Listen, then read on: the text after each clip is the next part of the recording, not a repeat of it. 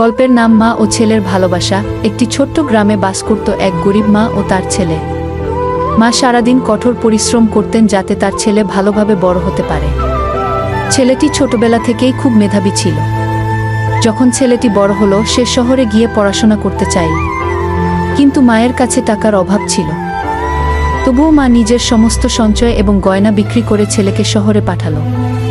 শহরে গিয়ে ছেলেটি খুব ভালোভাবে পড়াশোনা করল এবং পরে একটি বড় চাকরি পেল। সে তার মাকে শহরে নিয়ে গেল।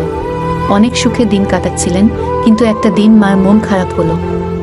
ছেলেটি জানতে চাইল, মা, তুমি কাঁদছো কেন? মা বলল, আমি তোমাকে অনেক কষ্ট করে বড় করেছি, কিন্তু এখন তোমার জন্য সবকিছু করেছি দেখে তুমি বড় মানুষ হয়েছ। আমার আর কিছু চাওয়া নেই, কিন্তু তোমার ছোটবেলার সেই মিষ্টি দিনগুলো মনে পড়ছে। ছেলেটি মায়ের পাশে বসল, মায়ের হাত ধরে বলল, মা, তোমার ভালোবাসা এবং ত্যাগের জন্যই আমি আজ এই অবস্থানে। আমি তোমার সেই দিনগুলোকে কখনো ভুলব না। তুমি আমার জীবনের সবচেয়ে বড় আশীর্বাদ।